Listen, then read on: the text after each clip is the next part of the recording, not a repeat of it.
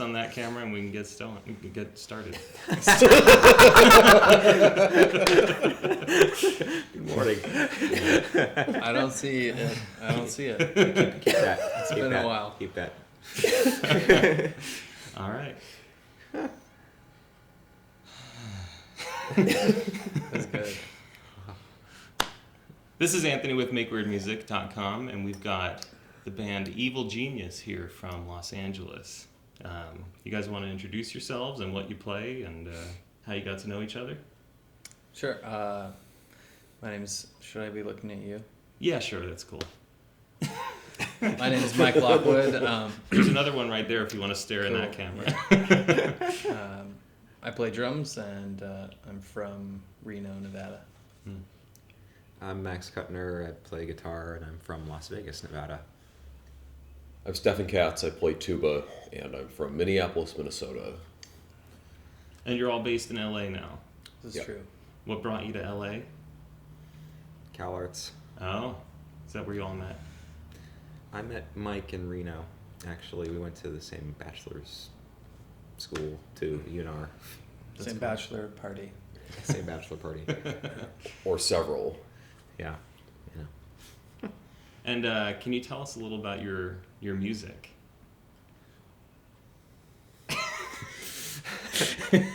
Yeah, that sums it up. This band was sort of started by Max Kutner, so I'll let him take that Oh, okay.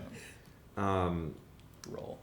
I kind of really wanted to just put together a group with these people. Mm-hmm. It happened to be tuba, guitar, and drums. It could have easily been something else. Mm-hmm. But yeah, that's really all I was thinking about when I wanted to do it. I wanted to play with Mike forever, and finally found an excuse, and I wanted to play with Stefan, Mm-hmm. and here it is. I am so glad I got to see you guys play last night. Seriously, that was one of the best concerts I've ever seen. And it could have just been the atmosphere, and I know you guys were exhausted, but like just being in that small place and seeing you play up close and personal, and the music, what stunned me was just total creative freedom. It wasn't like free jazz or something like that. It was more like people just expressing creative fun and art. So can you tell me about your composition approach and how you guys put these crazy songs together? Like Max said, it's like he got us together like because he wanted to work with us, like as musicians and as people, not so much because of the instrumentation. So for that reason, like we all bring a lot of different like background. Like our three backgrounds are pretty different, although there's enough overlap obviously that we can work together. But it gives you a situation where like that freedom aspect is very constructive for us because there actually are lots of possibilities for things that could happen because of all the different things that we all do and have done other places. Compositionally, I'll be honest, it took me like a whole cycle of like a tour and a record and some other things before I really knew what I wanted to write for this group. I had to do a lot of sketching, a lot of drafts, a lot of revision, and just, I don't even want to say that I thought about it a lot, but I had to let it settle and percolate, ruminate, whatever you want to call it, before this like next batch of tunes that we drew on a lot at the show last night sort of presented themselves. And those were much more designed for these guys specifically, whereas the things that I had before for us were just sort of things I'd already done, and we made them work. But now we have more of a Cute. custom repertoire Right. for the band that actually comes out of the band, comes out of things that we've done. And as we were talking earlier, the titles of the tunes also come out of band events and band history, and et cetera, which anyone who's been in a band knows, kind of how that works. So that's not anything novel, but it's good to have arrived at that point where there's actually a, sort of, a body of work that we ourselves can draw on and be like, this is what we are. Whereas we didn't necessarily know exactly what we were right away, Yeah. I think that part of it is going to always stay a little undecided, and I'm totally cool with that. There's just something that can't really be defined about all the abstract things that are happening in a working relationship like this, and whether it's happening live, compositionally, that stuff I feel like works best when it's not completely defined. But it's always developing. It's not to say that like we're sort of throwing our hands back and just saying like it's whatever. It's always kind of evolving and changing. It's like a real living thing. You're reading a lot of sheet music throughout the night, all three of you. Are the songs more like jazz pieces where there's, very compositional stuff, and then there's, okay, we're going to go break for a little while and come back to it? Or There's all sorts of charts. Some of them are lead sheet-ish, where, very few of them, but we go that direction, and then some things are completely orchestrated, notated exactly. At least for these two, most of the charts don't have any drum information, so my role has been to sort of, while they dig through reading, I dig through also reading and trying to make sense of what I feel like should happen with their parts, you know. I told you this last night. Until last night, Dave King from the Bad Plus was like the most exciting drummer I'd ever seen live. And then I saw what you were doing, and it was like, I can't even believe how this guy thinks. Like, who are some of your big influences? I hear a lot of Henry Cow in the band. I don't know if that's like, I haven't. Sure. okay. That's not. But for you on the drums, for you on the drums, who are your inspirations? Because it was so stunning. Well, like Dave King, I've listened to a fuck ton of Dave King, and I have tons of respect for him. And, that's one. Early on, lots of Bill Stewart and Ari Honig, and then I listened to a lot of Meshuggah, stuff like that. Like, you know, I don't know. Yeah, there's a lot of polyrhythmic stuff going on. You know, you're playing different rhythms over, or changing the feel, you know, as you're going. It was great. The influences have been sort of wider than I would feel comfortable talking about to like some fellow jazz musicians or whatever, you know. That's not true. I would talk about it, but it's all over the map, really. Yeah. And you used a lot of percussion and percussive, like, not instruments, but trash. Yeah. Found object things. Yeah, we don't have the baguette bag on this tour, unfortunately. We played for this radio station in Santa Cruz, K-Pig, and we usually travel without a drum kit, and we just played this tiny space, so we're just kind of like, okay, what are we gonna give Mike to use? Mike's like, I have this stuff. Let's make this happen. Like cymbal on ground, baguette bag, as a toys. Like a crinkly, empty baguette. I proposed that we rename the band at that point Bang on a Baguette, but the proposal was not taken up by the other band Didn't members. take hold. But yeah, that's part of it. You know. How long have you been together? As Evil Genius. What is it, 3? 3 years, I think, at this Like point. 3 Although years.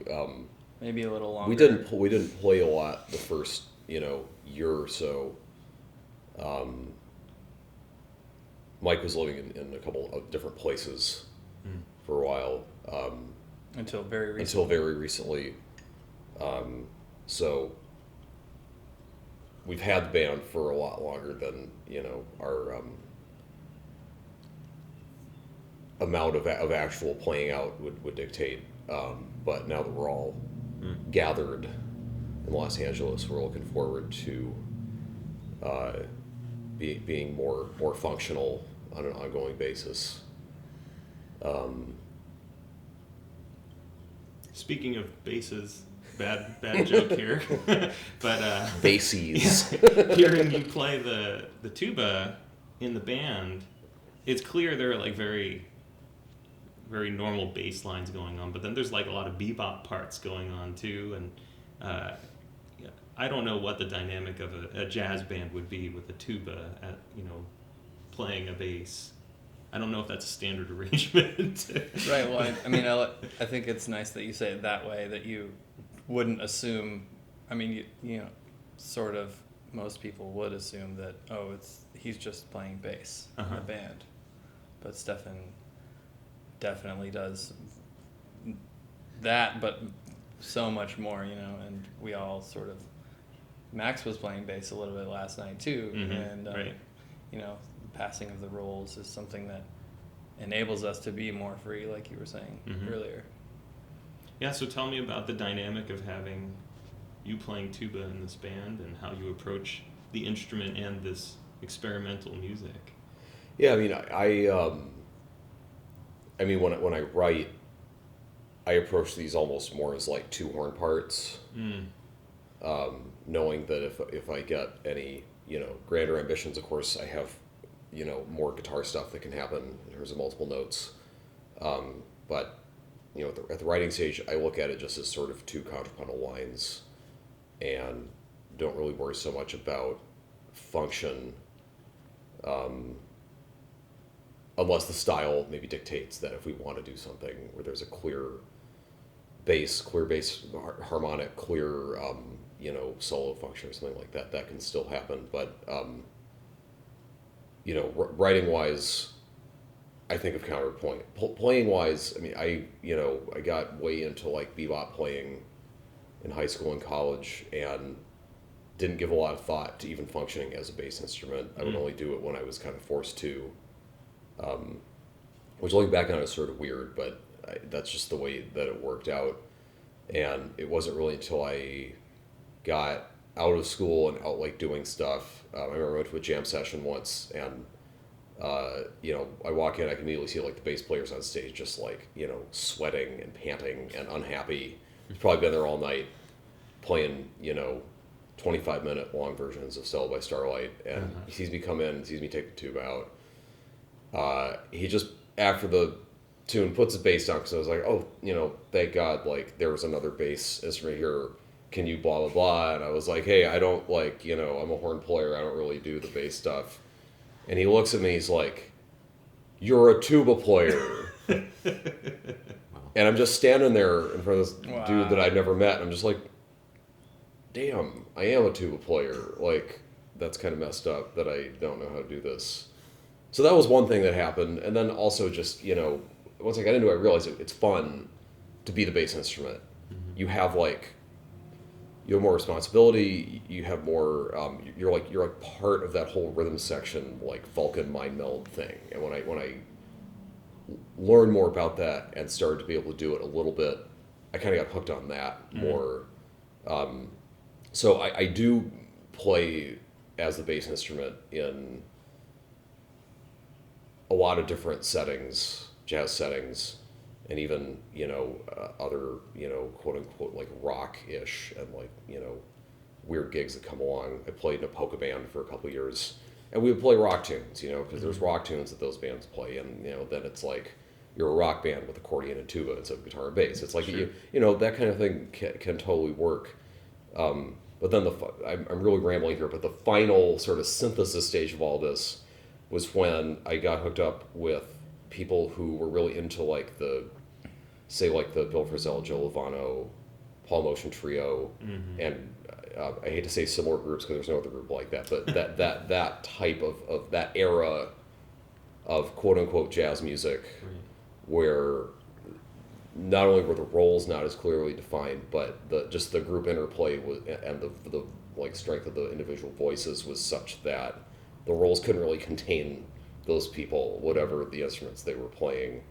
And when I started working with peers who were really into that way of playing, then the external pressure was, no, I want you to be able to do that, where you're like both and neither at the same time, and you go back and forth, and then that was like, I was like, wow, I can't do that. That's really hard, and it took a long time to get comfortable. I'm still not super comfortable. Like, it's very compartmentalized because of the way that I went through this process, which I think was a good way to learn. It's like I focused on one and then the other, but then putting them together is like not a simple thing necessarily. So this group has been great for me in that way. It's given me a lot of new ideas, and I think maybe got me out of that box a lot more. But so like I do come from those two functions, and it's like I'm trying to put them together and just sort of go with the stuff as it comes. There's so much baton passing between the three of you. I mean, it's almost like each person kind of takes a turn at leading the band. And I don't know if that's a compositional, you know, if you did that in the composition, but it's clear you're listening and communicating. And rhythmically, he might start doing something, and then I heard you doing something different rhythmically, and the whole band kind of gravitates around that. So is that Is that something that kind of evolved through your communication style on the instruments? I would say that it's a byproduct of just being improvisers at our core. That's sort of probably what drives each of us to want to play music like this. And, you know, like you said, there's tons of sheet music. There's lots of notes and lots of things to focus on other than the improvising, but that is sort of the root that so the communication thing, I think it's hard to do this, but it needs to sort of float above all the other material. Yeah. Yeah, I would say that's the thing. It's very fluid. And when I said like forming the group of these particular people, I kind of expected that was what would happen, and that it would just not stop happening. It would keep developing as, you know, human beings Right. change and evolve and get into new things and stuff happens and all that. Like that's going to change the playing set too. But the communication only gets deeper and deeper and deeper because of that listening and, you know, knowing how to listen, like kind of almost expecting like a certain response from a thing. And, you know, it's very interesting to me, but I think it kind of worked out how I figured it would work out. And in some cases it's going way deeper than I thought was possible. Right.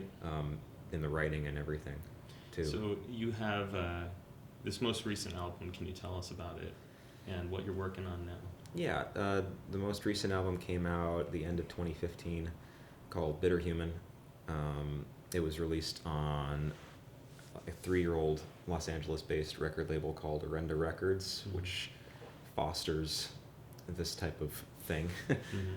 So-called underground Los Angeles artists, a lot of kind of jazz fusion-y stuff, a lot of experimental stuff, and all mostly friends of ours, all of friends of ours, not mostly. Sorry. Yeah, so we put it out on that. That stuff is kind of a compendium of tunes that we'd written leading up into the band, not necessarily written specifically for the band. Like Stefan said, there's 3 pieces he wrote on that. I think I wrote 7 pieces on that. And they're from different stretches, for different periods in my compositional thing. But we just recorded another album last year at the end of another tour, and we're working on mixing all that now, and that stuff is all specifically written for this band. Cool. We When's played that a lot of it last night. Yeah. Okay. Yeah, I recognized a few tunes from your Bandcamp page, but then most of it was new to me, and I was like so thrilled. So. When's that album coming out? Hopefully summer. Oh, cool. It depends on a lot of things falling into place. Yeah, just trying to line up, you know, the mixing and mastering, just logistics. Yeah.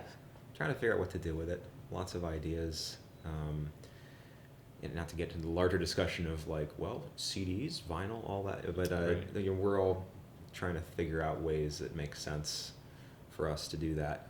But it's a different batch from the first album for sure. I think it's a little bit more through composed, whereas the first album is still kind of molten. Feels almost like primordial and, you know, looser written arrangements and more kind of like free playing. But yeah, that's our recorded thing for now. And how long are you on tour now? This is your second date? You played in LA last night or something? No, this is Arizona's our number 1. Oh, it's your first. Ichiban. Okay. Yeah, we played Phoenix last night, and then we're hitting Santa Fe tonight. We'll be out for, I think, 10 or 11 days, something like that, going up to Minneapolis and back through Chicago and all the way home. Cool. Great. Yeah. One thing I did want to ask about, and this is my total ignorance on the tuba, but I noticed while you were soloing, you were primarily just using 2 fingers and getting so many notes. And I know, like, with a horn, there's a lot with your embouchure and that, but can you clarify like, how it is you were able to do so much with just these 2 I pistons? may be able to clarify. I may just make it less clear, but I'll do my best. So as you overblow through an overtone series, the notes get closer together. And what that means is that there's a new open note, a new open note, a new open note, and those open notes get much closer and closer and closer until by the time you get into what to like normally acculturated human ears are going to detect as like a regular old like middle of the piano range of sound on the tuba, you're already like way up in the series. Okay. And French horn is like this also. French horn's actually pitched much closer to this than you would think from looking at it. They play much higher up in their series than trumpet and trombone players do.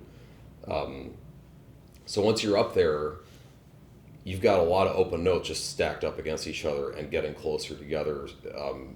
What the valves do is they add length, so they lower the note a little bit and a little bit and a little bit. And because the open notes are so close together by that time, you don't need but like the first couple positions of the valves to get yourself down to the next open note. Okay. Because playing the guitar, I was thinking that would be like only using 3 frets, but get it, on the different strings, but the range you got and the note selection just between, supposedly 3 notes. The other part of that is that there's a lot of wiggle and blow in the middle of some of those intense tuba solos. Where you weren't intentionally playing. I'm BSing a lot of the really, really high stuff. Okay. But having said that, because when you're that high up on the tuba, they're so close together, you can BS it and just use your ear and your chops, and you're going to get something kind of like the note you're going for. So, again, I don't know if that makes it more or less clear, but it's a physics thing. If you watch trombone players, you see the same thing when they're up, in like bebop trombone land up there. That slide hardly ever comes further out than So which the is great frets for get them smaller, basically. That's where you're like way up here, exactly. so you don't have to move It's the the air same- very yeah, far. exactly. Interesting. Do you play any other instruments? Not proficiently enough to do in front of other people. You'd never guess because the compositions of yours from last night. Did you two Just of them? one. Oh, just one. Yeah, I I've was only like- written one for this band, Okay. and it came after, like you said, like you felt like comfortable after a year and a tour. I felt comfortable after 2 years and 2 tours to be like I feel like. Well, and also just being out of town and blah blah blah, but. That was not a simple or easy thing. Not that I would expect it to be, but I mean, I write the stuff on that you wrote for the guitar and tuba were very complex. Yeah, I mean, I've been writing music since I've been playing, so on the computer a lot, and but I compose primarily at the piano. All right. Yeah. And going through a master's, all the way up through a master's program in music. Hopefully, I learned some sort of theory so I could actually. Work my way around. That tuba part is a good example of something where you look at it and it technically it kind of goes against what they'll teach you in those orchestration classes first, what's idiomatic or playable. Right. But when you think about it conceptually and artistically, you look at it, you're like, well, if the tuba's not good for this, then we should just toss it off a bridge and do something else because it sounds it's got the it works. Yeah. And I mean, and you're an amazing tuba player, so if you can't play it, then we should probably throw it off the bridge or burn it. I practice the part a lot, actually. It's got some great guitar, really, really guitar-y guitar parts in them. I mean, from chugging chords to, effect-laden feedback drony stuff. That's in the chart. Oh, cool. It's just that's not super common amongst the prior music or charts. Right. So that's pretty refreshing, especially chunking chordal stuff. Yeah. Albeit kind of funky chords. Yeah. I had to retune for that tune. I don't have to do that in any other tune. Oh, okay. Rep. Yeah, because I was thinking, in his piece in particular, I was like, I wonder if he plays guitar and tuba, or because some of what you were doing it seemed very idiomatic. I knew that you had retuned, but I wasn't paying close attention. It wasn't a super out tune. It was just drop D, but okay, that's what. But it's drop D not to get the D. It's drop D to get a voicing that would be impossible otherwise. Right. Then it sounds really cool. One of our well, I don't know if we ever study with him, but someone who taught Cal Arts when we were there would always say that like the way to learn about the instruments is just to like be around them. Okay. And let it like, Yeah. you know, eventually start to intuit what's Yeah, going to work and what's and not. having like, an ear. I mean, Yeah. I have the Adler orchestration book like at my fingertips at all times, but it just, that's like 5% of it, you know, Right. and like, you know, I struggle with strings and guitar specifically and orchestra strings also because it's just such a foreign way. We were talking about this just before. It's such a foreign way of thinking about things. So, like, I know how to write clusters on the guitar that will, like, you can mathematically calculate like what's Right. possible and what's not. But as far as coming up with something that's you know, got that guitar-ness, that's like a longer term process. Right. And I don't know if there's like a book that I can read. It's just like we've got to. Guitar player. There are books I could read, but I'm not going to. Let's put it It's not that a way. book. They're called monthly issues. No, it was awesome. I mean, I saw Mike not reading in a lot of songs, you know, but Yeah. he was definitely reading in other songs, and you guys were reading almost the whole night. So, you know, I had assumed he was making up his own parts for a lot of, you know, the songs that you had written, and then, but it's awesome to see the way you guys communicate. You write for each other, and you write music that challenges, because you had even said, let's do something hard. Right. Which was so ironic because every song sounds impossible to play. Well, Awesome. Well, thanks so much for spending some time Thank you. and Thank you. sharing what you do. It was one of the best concerts I've ever seen. So really stunning. And thank you. I Awesome. can't wait to see what happens in the future. Right on. Thanks a lot, guys. Cheers. Thank you.